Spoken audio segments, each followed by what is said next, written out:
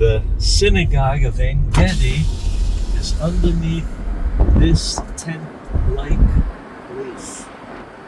We're going to make a stop here. Rarely happens with the groups because we're too excited to go to Masada. So we're doing it, baby.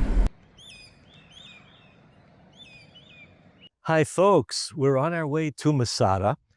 But as we're driving down to Masada, we're passing by this site. Where are we now? We're on the ancient site of Ein Gedi. This ancient village was an oasis in the desert.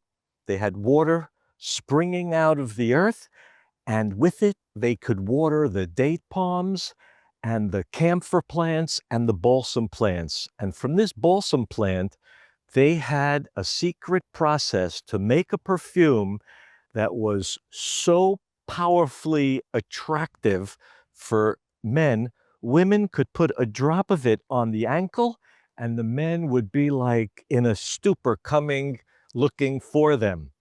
So we stopped here to look at the synagogue, because in the synagogue, there is a connection to the secret process of making this perfume. What could be the connection? The process was a secret, and this community relied on the income from this perfume. So in the synagogue, there are inscriptions of donors, and there is also an inscription saying, anyone who gives away the secret of Ein Gedi, a curse on your head. Let's go see it, and I'll tell you about Cleopatra's desire for this perfume. We go.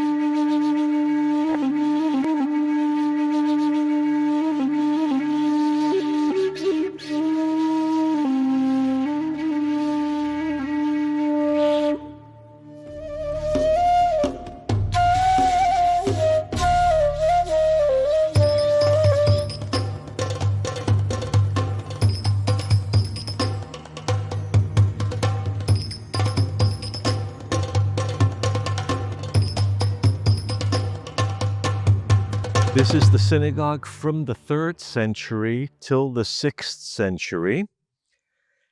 And Ein Gedi was an oasis because there are natural springs, fresh water that comes out of the rock, creates an oasis in the desert. And so in this oasis of Ein Gedi, they grew the date palms. They grew also a plant called camphor, which is not the camphor we know today, that was used to make henna, which was a hair dye and also a perfume. But the main product here was the balsam plant, which made very, very expensive perfume that was so desirable in the Roman world that in the time of Herod, Cleopatra had her lover, Mark Antony, take it from Herod and give it to her. But since only the Jews knew the secret process of making the perfume, Cleopatra had to lease it back to the Jews to make the perfume. And so it was just under 100 years later that the Great Revolt breaks out in 66, and the whole industry was almost destroyed. And then 70 years later, in 132, in the Bar Kokhba revolt, the Jews themselves tried to destroy their own industry to prevent it from falling into the hands of the Romans. And yet, the inscription that we'll read over here, in a synagogue that was built in the 3rd century, it says, Oy vavoy, to anyone that gives away the secret of Ein Gedi. And that would be the production of the perfume from the balsam. And so it seems that even after the Jews tried to destroy every last plant, some of the plants seem to have survived, with enough of the Jews who knew the secret process and continued to do it into the 3rd and 4th centuries. And at some point, at least by the 6th century, when Ein Gedi is destroyed, then the secret is lost, the plant is extinct, and we no longer have it. But this is the Ein Gedi oasis that is famous from a Bible story in 1 Samuel 14, where Saul is looking for David. He's extremely paranoid and jealous, and David is hiding in a cave with his band of young men, and Saul needs to relieve himself. And this is a miracle, sort of, where the cave that David and his band were hiding in, the entrance got closed by a spider web. And so Saul's security deemed the cave to be safe, sterile, clean, and let Saul go in. In the darkness of the cave, Saul relieved himself, and David was very nearby. And while his soldiers were egging him on, here's your chance. He's coming to kill you. You have a right to kill him first. David understood something very politically wise. At that moment, he refrained from killing Saul because Saul was anointed, God's anointed. And how would it look for David to become the king by assassinating God's anointed? And so all David did was cut a piece of the hem of Saul's robe.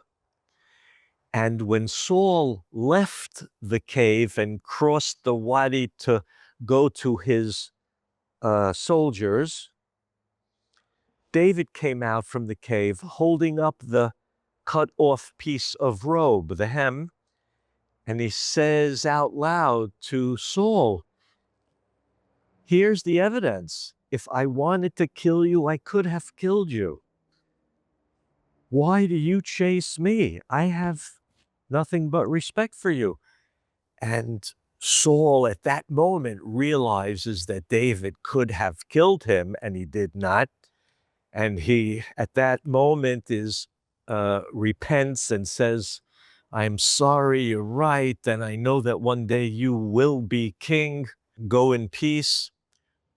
And they separate, but then again, Saul returns to his state of mind where he does chase after David once again. But this is a story that takes place here at Ein Gedi. So here we have a very pretty mosaic, beautiful design.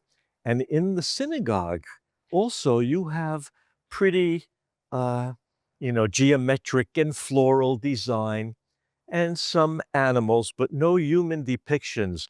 We were still anti-iconic then. And this is the inscription.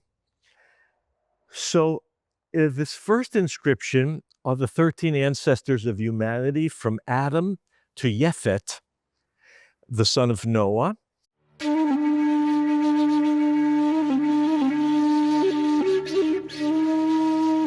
The second one has the zodiac signs without the figures, just the names of the zodiac signs.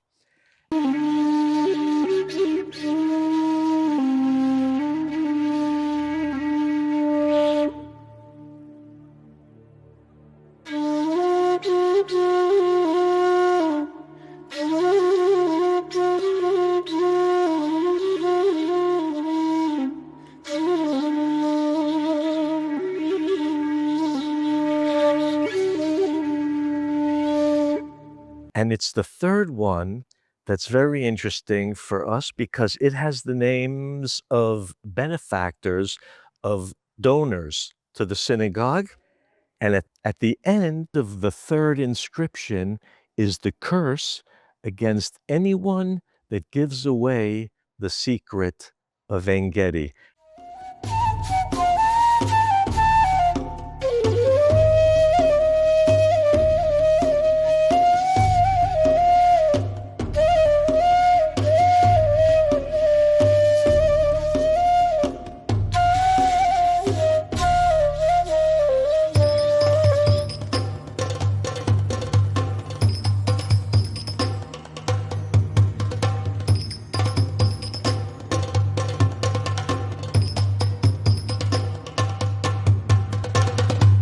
And the secret of Ein Gedi was the source of the community's wealth.